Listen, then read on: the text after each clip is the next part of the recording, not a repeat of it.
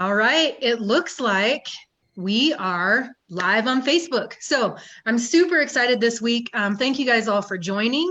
Um, I know we had some issues on Monday, which we will not even talk about because technology can be your friend and it cannot be your friend. Like it can be your friend or your worst enemy. It just depends on the day. Um, so we're up. Everything is working. I feel like I shouldn't even say that because something could happen. Um, so I want to welcome you guys back. It seems like I feel like I'm missing everybody because I'm not doing it as frequently as I was before. But I want to welcome you guys back. College Rodeo 101. We have another college to profile and rodeo program to profile this week. Um, Listen, this is kind of morphing into lots of different things. And so if there is a topic or something other than a college that you want to know about or someone that you want to talk to or ask questions, please shoot me a message. And I think, I mean, I'm not really anybody, but I think I know people that might know other people. And so I can do my best to get those guests on our little broadcast here. Um, so let's introduce our guest today. We have Mr. Matt Hughes from Mesalands Community College, who is going to talk about his rodeo program a little bit and about the school and community, all the good stuff, all the things that we keep talking about to all these colleges. So thank you, Matt, so much for coming on with us today. Thank you very much for having me. And I can hear you. I feel like we should ring bells or something. That's right. So I'm going to ask you this first question, and then I'm going to try to get the Facebook Live on my phone so I can see if we have any other questions come in. Okay. Matt, so talk to me a little bit about where y'all are located and maybe a little bit about campus life, if you would, please. Okay. So we're in Tucumcari, New Mexico. It's about 30 miles from the Texas line. So we're right on Interstate 40. About an hour and 10 minutes from Amarillo, Texas, and then on the other side we have Albuquerque, and it's I don't know, it's right at 2 hours or so from us. So um, we're really, I mean, our location is really good as far as I have a lot of kids that pro rodeo for me, along with college rodeo. And I mean, there's an airport on both sides, within an hour to 2 hours away. This catching flights in and out, stuff like that is never an issue. So our location, we're right beside Texas, have a lot of rodeos. New Mexico has a lot of rodeos as well. And then Colorado is only 3 hours north of us. So so campus life, um, it's a little bit different here at our school. We're definitely we're a unique college. As far as athletics go, the rodeo team is, up until this coming year, has been the only athletic program. We're actually launching a golf program this upcoming year. So but as far as like on campus activities, stuff like that, we have a lot. It seems like every time I turn around, there's stuff going on. Pizza parties, they do a lot of stuff over at the dorms. They have a lot of cookouts and stuff at the new dorms that we have. And so it's active, it's fun. They keep it interesting for all of our students. There's rarely a time that, if we're not practicing, that they don't have anything to do other than homework. That sounds good. Hey, so I guess a lot of the questions kind of keep changing and the atmosphere is changing a lot. So I do have a question from a gal on Facebook. Do you think that COVID is going to affect the school year this fall? I mean, what are you hearing on your end? It's going to affect it. I mean, it's already affected everything, sadly. But I think college rodeo as a whole, I think it's a go. And I don't know. I haven't heard any specifics. I know we're trying. My phone's been ringing. Our regional director and faculty directors, the people like that, are trying to organize it the best they can. Unfortunately, there hasn't been anything that I know of set in concrete. But as my school, I'm going on like normal, unless someone shuts me down. But so far, we can social distance really well at the rodeo arena. So Yeah, I'm for not sure. too worried about it.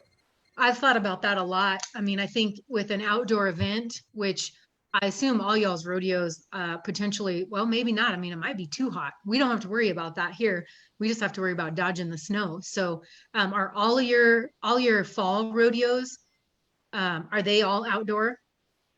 They are. There's a couple rodeos that are in like a covered barn, a covered arena, but for the most part, no, they're all outdoor. But that's a positive thing about our region Mhm. is that we are a smaller region, and I think I'm pretty confident that out of all the regions, we're going to be able to, just like my rodeo is in October, I can move it to the spring, if I need Mhm. to. And so I don't know if there's a case that we need to move a lot of our rodeos to the spring. I think we can do that. So I trust that we're going to get all 10 rodeos in, whether it's some of them in the fall and most of Mhm. them in the spring, or however we have to work it. But I mean, I trust that everything is going to be just fine this year. So. Okay. So, excuse me. Let's go back to some of the questions that we talked about. You talked about campus life. Let's talk, and you mentioned the dorms. So I know when I went to school, it's just been a couple of years ago. Um, there was a requirement, and I'm learning that actually most colleges have this requirement for incoming freshmen to stay in the dorms. And there are some ways to get around that. But is it the same there at Mesalands? No, it's not. We don't. There's no requirements as far as living on campus, off campus. I encourage living on campus. There's a lot of things that students don't think about as far as well, they might be able to save a few dollars here and there if they get a roommate and they live off campus. Well, um, then they're asking to come over and do their homework at your house using your Wi-Fi, and it's like, yeah, that would have been included, and Mhm. trash service and just stuff like that people don't often think about. Um, it ends up panning out to where you're going to pay about the same. But as far as requirements goes, there's no requirements. I'll help you find a place on campus. I'll find, however I can make the students and their parents happy. I'm all about it. So Yeah, so I think there's a few people that are watching live that probably know exactly what I'm going to say next because I'm pretty sure I've said it every time. Um, if there is one thing that I would do differently for my college career, it is to live on campus as a freshman and a sophomore. Um, there's a lot of things. I mean, just like you mentioned, Wi-Fi, garbage. There's a lot of things that maybe if this is your first time going, out on your own, that you don't think about, and that's definitely those two things are definitely one of them. And I will admit that I was an okay student, but I didn't really know how to study. And I think I was really, really challenged that freshman year to um, to do better and to go a little bit farther than I had maybe in high school. And I think that had I been on campus, I would not have had so many other things kind of, I wouldn't say clouding my judgment, but just kind of bugging me at the same time as when I'm trying to do my schoolwork and do it well. That leads right into like, y'all have to be eligible. Like these kids have to maintain eligibility and they have to maintain a 2.0. And if there's a lot of things getting in the way, um, it's not as easy as you think it should be. So I will toot that horn all day to everyone that I talk to. Like live on campus and take advantage of it. yep, Aside from all those things, I would also add that um, there's a lot of things that campus life provides that you don't get when you live off campus. I mean, I think absolutely. that camaraderie and I do also think that it's really good to have friends outside of the rodeo program, and that campus life really kind of provides that opportunity to make some other friends. If you're going to rodeos and you're going to rodeo practice and you're doing all these things with the rodeo team, it's just nice to have someone outside of that circle. So all day I will preach that all day. Absolutely. So let's talk a little bit about the academic programs. Matt, what types, I guess, twofold. I'm interested in what types of academic programs you're seeing your student athletes come in and focus on, and then maybe what else y'all have at the school. Okay, so Once again, our school is very unique. We have probably two of the largest programs that rodeo students they'll always dip into them, whether they go here for them specifically for these programs or not. They'll usually take a few courses in these programs, and that is um, the silversmithing program that we have, artistic silversmithing. That's a lot of people call it bit and spur making. It's you learn how to weld, MIG, TIG, stick weld, but it's you engrave metal. Lots of kids on my program come in and they'll uh, they'll actually make bits and spurs, um, and then sell them on Facebook and stuff. And that's, I mean, they have a very good income as far as, just making it through college, and paying entry fees and gas money and stuff like that. And the other program is the Farrier Science. We have a Farrier Science program on campus. And both of those, you can get a degree in them.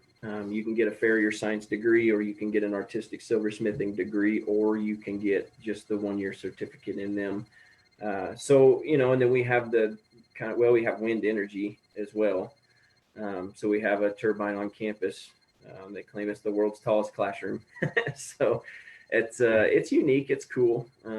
I've climbed it once and it was very high. It's pretty cool. Yeah, no way. Yeah, and it's the same way. You can get a degree, certificate, kind of however you want to do it. I have a lot of kids that'll get business degrees and a Farrier certificate or a silversmithing certificate, or they'll get a Farrier certificate and a silversmithing degree. So there, you can kind of go back and forth, and you can kind of mix it up and make it how you want it. But That's real interesting. I think both of those programs, I mean, obviously Farrier is not as, I don't know, it's still kind of a good job to go into, but I think maybe the bit and spur making, it's almost one of those trades that's kind of going away. So I think that's really cool. Even if you're just doing it as a side gig, yeah, that's definitely a worthwhile skill, I feel like. And well, even finding a farrier is really difficult at sometimes. So if you can do that on your own, that's a good side gig too. Absolutely. The silversmithing, it just seems like I don't know, the demand seems to still be there. However, the silversmiths are I mean, there's not a whole lot of them. So, the students on my rodeo program, they make good money in college doing it. In the classes that you take, they provide all the materials, the machines, everything like that. So you have no overhead apart from, apart from your initial startup in classes. And then the farriers will. I don't know how many times we'll be at rodeos and I'll have a coach or students come up to me and say, "Hey, I need I need one of your farrier students to come help me tack on a shoe really quick. I'm in a bind." Yep. And at that point, a guy can make pretty good money as far as just doing it here and there, or just knowing how to do it. And if anybody is gonna run their own ranch or work on a ranch or anything like that, that's good knowledge to know. Definitely. So, Matt, let's get to the good stuff now. Talk a little bit more specifically about your rodeo program. Maybe a practice facility, stock, and then, where do kids board their horses? Is there a cost associated with that? Okay. So there is a small cost. It's barely just to keep the lights on, and to water the horses. We have stalls on campus right at our rodeo arena. We have a practice facility on campus. Your trailer, horses, everything stays right there. It's probably a half mile from the actual campus. So it's easy walking distance or driving, however you want to do it. I have a lot of kids that ride bikes to practice to stay in shape. A lot of them walk, some of them drive. But it is right there, and it's probably 3/4 of a mile from the dorms. So it's conveniently located for sure. But we have right at 75 stalls.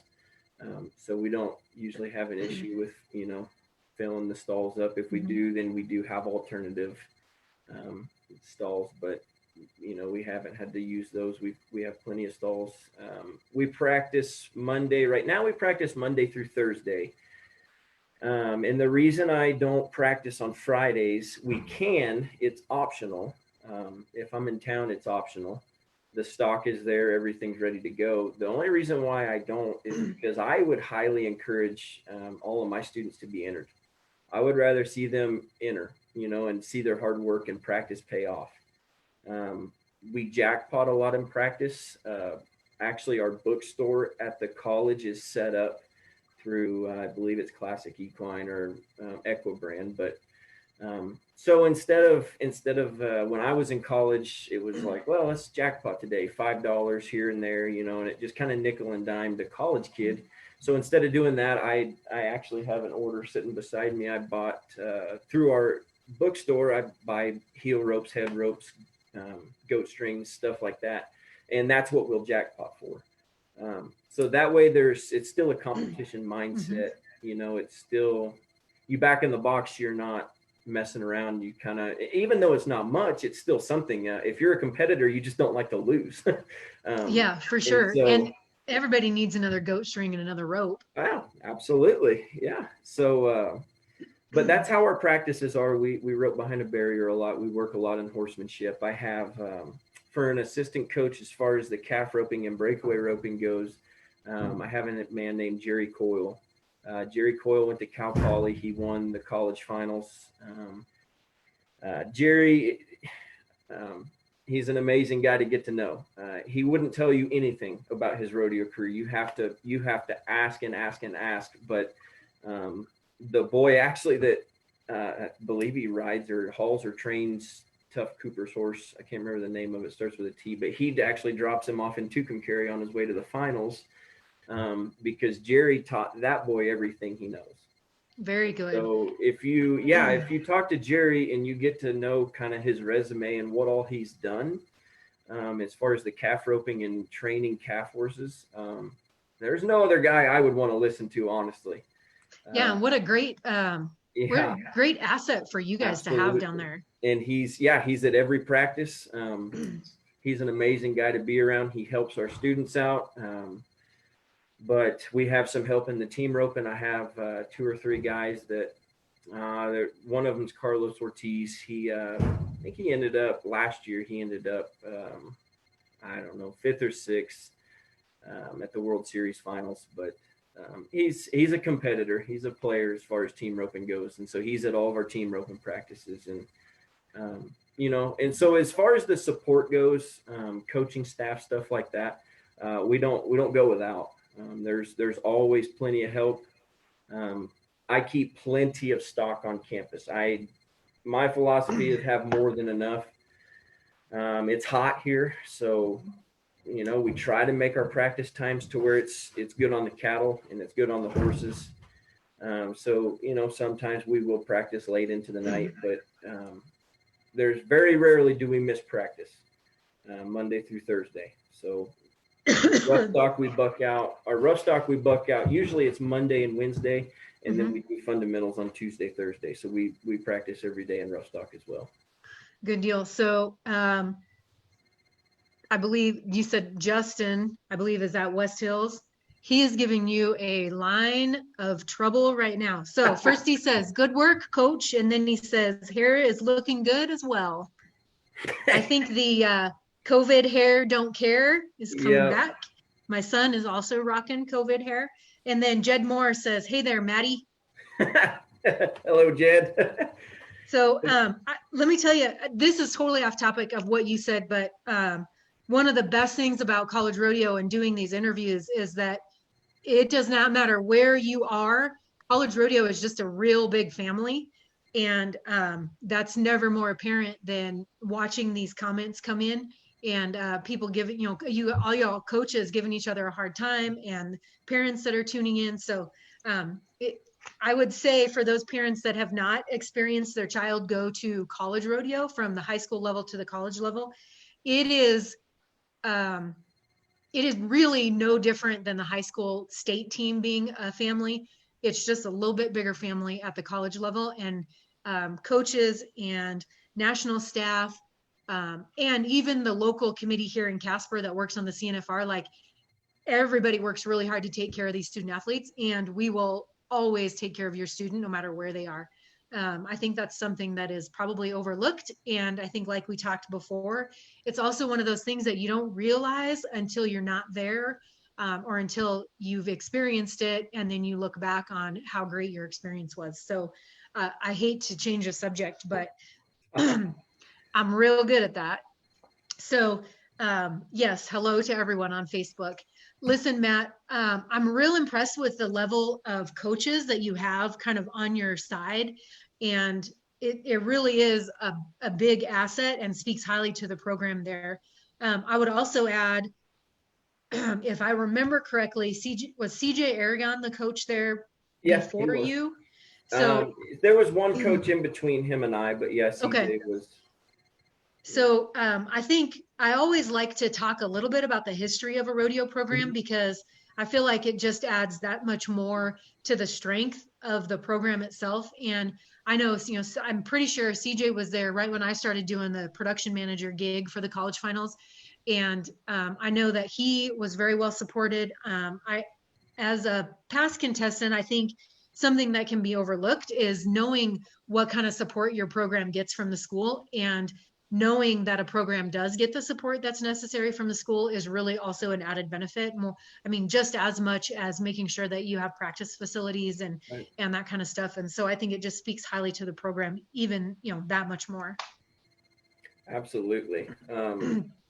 I've been, yeah, in fact, I've been overwhelmed with support here. I don't know. I look at myself as an optimist for sure, but coming here, I kind of, I mean, I feel like if you expect it to be really, really hard and have a lot of difficulties, if it's anything better, then you're like, well, heck, that's awesome. I wasn't looking for it to be bad, but I knew there was a lot of work to be done here. Mm-hmm. And so in my time here, yeah, I like I told you before, I just came in. I've been working on plumbing and piping all day. We're building a complete new facility, so the support it's amazing. The school, the administration, everything behind this program has it's definitely made it what it is, and it's the future for it is awesome. It's bright. So we have a time to event arena right now. We just put up a brand new rough stock facility. I have over 2,500 foot of pipe fence, automatic waters, and right at just a little over 200 acres that it's sitting on. So Wow. yeah, that's so during my COVID break, that's what I've been doing. No um, breaks. yeah, well, I'd rather have it that way, but I mean, that goes back to the support, though. I mean, Mm-hmm. that's really it seems like they ask me, as long as I'm working and I'm proving to them that, I mean, we're headed the direction that they want us to go in. Mm-hmm. Um, and that's the good thing, is the direction that I want to go in, the direction that this program is going, it lines up with the administration and what they want or what they were looking for in a coach. Um, and it's when two individuals and your goals and where you want to be, they don't line up. That's when it's hard to make any headway. But it hasn't. In fact, I don't know that I've ever had a fight here. It's been awesome. I leave on Monday to go pick up a brand new truck. They bought our rodeo team a brand new 1-ton truck. So it just seems like every Very time I turn cool. around, if I need something, It's man, there. they're all about it. They say whatever you need, we'll get it. And so Very cool. absolutely, no, it's been amazing. Really, the support has. So something that you said, I feel like it's really good to kind of touch back on. You talked a little bit about your goals and the college goals matching up, Mm-hmm. and that is what has allowed y'all to be so successful. And I would encourage those student athletes, whether you're already in college or whether you're in high school and you're still kind of scoping stuff out, like also keep that very exact same thing in mind when you're looking at schools. If you I've talked to so many different programs that have different regimens across the board. from we work out every day as a Mm-hmm. team, we do this, like very structured to very laid back. Yep. And I think that as a student, you also have to keep in mind what your like what's going to work for you. By now, you probably know, if you're a little bit more type A, maybe the structure is really your love language. Maybe that works for you, or maybe you're not that structured, but you should know that when you're looking at these colleges and you're kind of Absolutely. picking a home for yourself. Make sure that your goals are matching up with the program and the structure of each program, because you don't want to get, you don't want to pick one and get there and then just be butting heads, for Absolutely. many reasons. But you don't want to waste anybody's time, and you don't want to waste your money because you got to pay for it now. Yeah. um, but you also don't want to waste that year of eligibility. If it's not going to be a good Absolutely. fit, then keep on looking and keep, make a list of priorities that you have, and match it up and make sure that it's a good fit for you. So Yeah. um, Well, and I mean, when I'm recruiting and I'm talking to students, I'm the first one to tell them that I'm not in this job to practice myself. The day I took this job was the day that my rodeo career was done. Um, and that to me, and I'm not downing anybody that rodeos while they coach or anything like that, but for me, whatever I'm doing, I have to be all in. I can't somewhat do this and do this a little bit. And before I went to college, I had a full-time job. I was a sales rep, and I knew I couldn't ride bulls and work a job. There was no way. So I quit my job and went and rode bulls full time and ended up getting a scholarship out of the deal. But and I'm the first one to tell students that I highly encourage, and in fact, it's a confidence in my own program. I want them to go look at every program they can look at. And I'll help them find other coaches. I will ask them. We do tons of goal setting here, for that reason, and it doesn't mean that we have to just fit perfect like a puzzle. There's different aspects to it. If you're here and you want to rodeo, but you're really, really, really set on your education and your academics, man, that's awesome. I want to help you out that way. Um, if you're a kid that you're pro rodeoing right now, for instance, I mean, kind of like how I was already pro rodeoing before I went to college. I went to college because I knew better. I knew that that's what I needed to do. I've learned from the history of my own family that it's wise to have a college degree behind your name. And so that's college rodeo. If it wasn't for college rodeo, I wouldn't have got one. I wouldn't have. There's no way. But that's what kept me going, and that's what ended up ultimately leading me to get a 4-year degree. But it's a confidence in my own program and the work that I put in that I have a feeling that you can go look at every other program and you're probably not going to find one any better than mine or, ours. But if you do, that's where you need to be, because the last thing a student athlete needs to be doing is going to school for a year here, transferring out, sitting out the 3 rodeos. And you know what I mean? It saves a lot of headaches, and a lot of time if you just take your time and get it right, and that doesn't mean that you're doomed if you don't get it right the first time, but at least, do your homework a little bit. I highly encourage them to go shop around, meet other coaches, get the best fit. Don't do necessarily what your buddies are doing. Do what's right for yourself, and where you're going to fit in and where you're going to thrive, because that's how coaches thrive, really. I mean, we've all had them. We've all had students that doesn't mean they're not good students. It doesn't mean they're not good rodeo athletes. It's just our goals weren't lining up, and it seems like you get nowhere. In 2 to 3 years, it seems like you've accomplished nothing. And so that's my reasoning for saying, go shop around, go look, meet other coaches, look at other programs, see how they run, and let me know what you think. Well, and I think too, thank you so much for the kind of words of wisdom. But I think too, something that I'm going to be working on is kind of accumulating all the information that I've gotten from all y'all coaches Mm-hmm. in a document. But I can look at a spreadsheet and see, okay, these guys have a facility, these guys have they practice year round. I can live on campus, or I don't have to live on campus. Whatever you're looking for, I can look at this sheet and I can highlight some of my favorite ones on there or ones that I want more information, but you also have to keep in mind your personality and the personality of your coach. Right.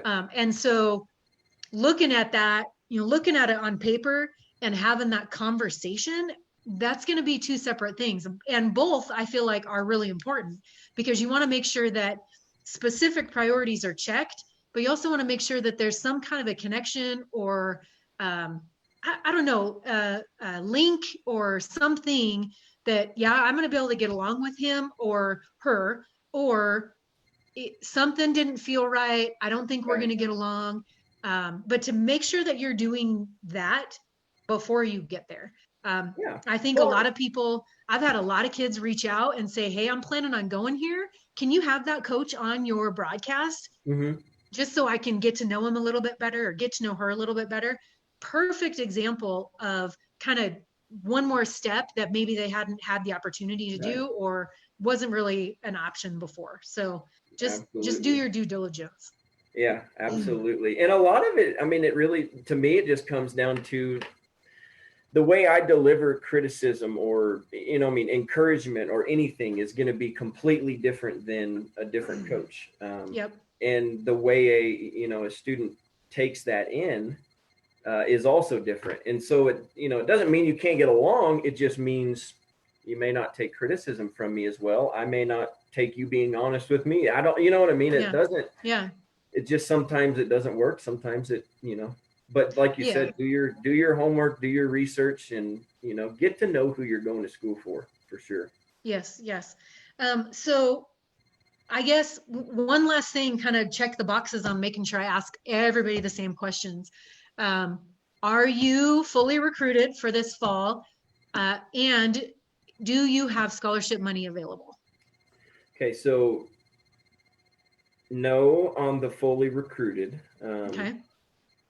I still need, I'm taking about any event right now. There's, but just like the student needs to get to know the coach, I want to get to know the students, and so I don't just let anybody on my team. I make sure that I feel like it's going to be a good fit as well. Um, but so no, I definitely I need some more students on my program for sure.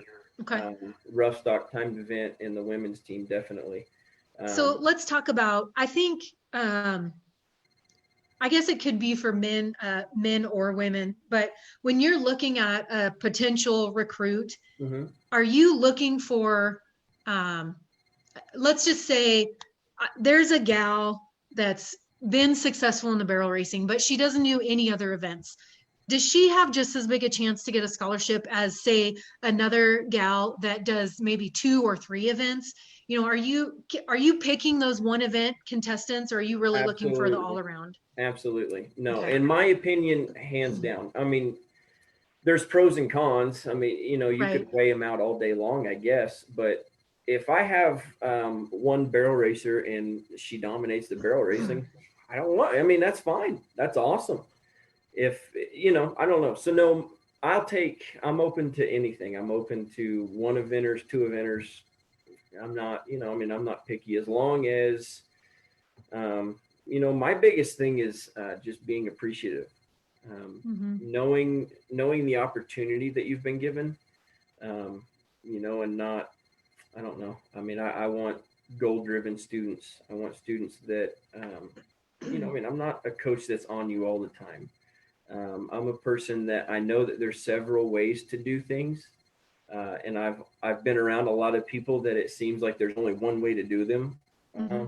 That's not really the case.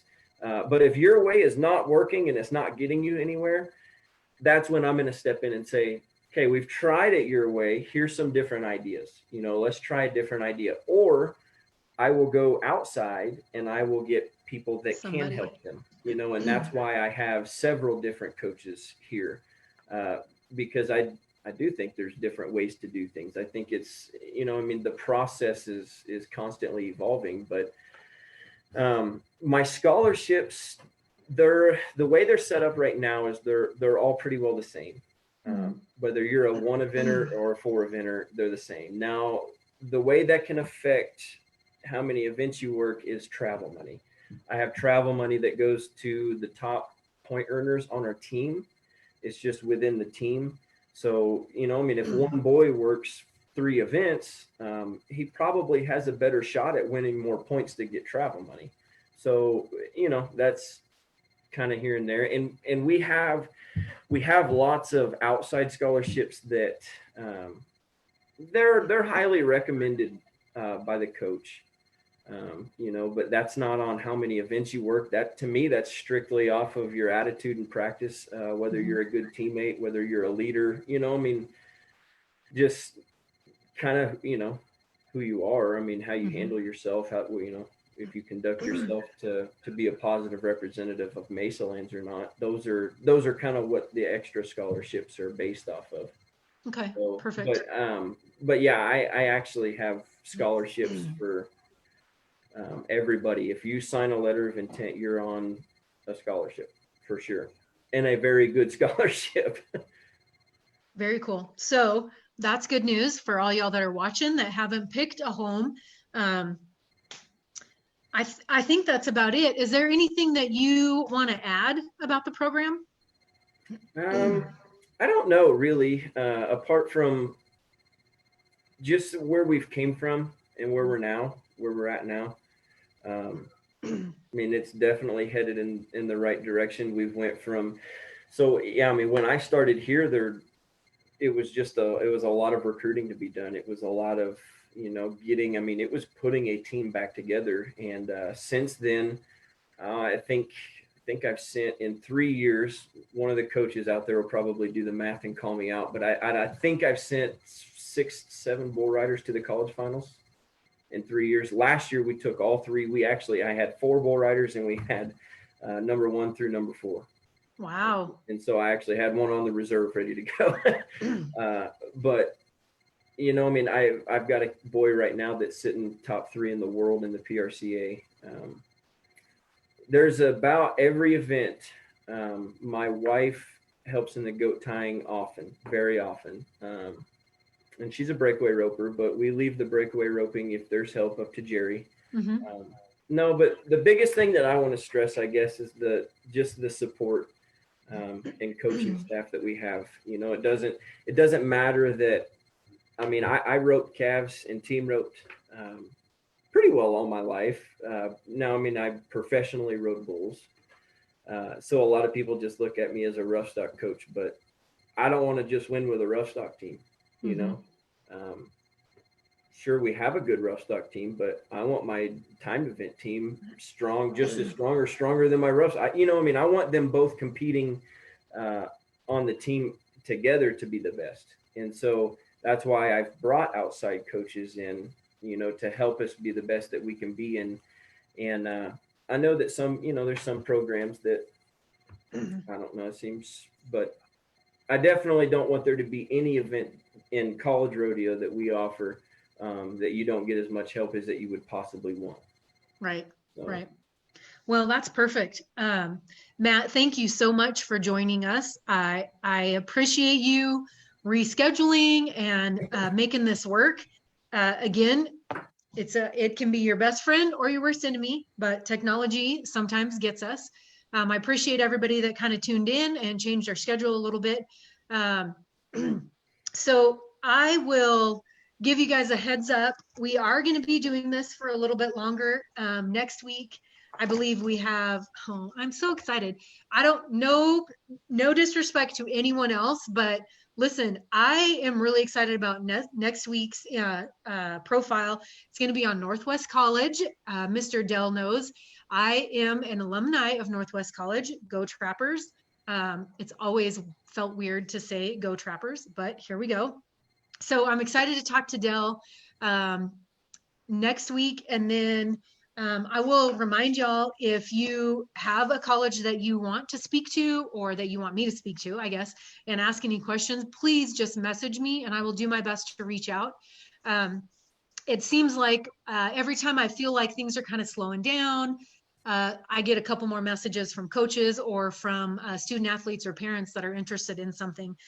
So just keep messaging me. I guess as long as the need is there and y'all are interested in doing these, I will keep doing them. If you have anything else, I know that the high school finals are a go in Guthrie. If y'all want some information about the high school finals, or if you want information about anything else, reach out to me. I think the intent of this has kind of morphed and it's changing a little bit, and I'm definitely willing to continue to provide this a service where it's needed. So reach out to me. I would also add that if there's anything rodeo related, then let me know. I would say that kind of the mission of Bullfrog Creatives is to create opportunities to build relationships, be it coaches and student athletes, or consulting with younger student athletes on what they can do to prepare for the college rodeo, to prepare for recruiting. Then I'm more than happy to meet or talk to students and parents. I obviously am not the end all be all, but I have been through it and I am talking to coaches directly pretty regularly. So I would be more than happy to have conversations with y'all. And again, as most of you probably know by now, I am never short on words and always have something to say. So yeah, reach out to me and we'll see where we can go from here. So for those of you that are watching live, thank you so much. For those of you that are rewatching, I also appreciate your time. Post any questions that you have for specifically for Matt and for Mesalands Community College, or post any questions that you have in general, and we will come on back to those questions. Matt, thank you so much for your time. I greatly appreciate it. I certainly hope that this was worthwhile and that potentially you can get some recruits for it. Absolutely. Thank you very much. And I appreciate your time. You are very welcome. So thank you guys so much. And this is me signing off. We'll see you guys next week.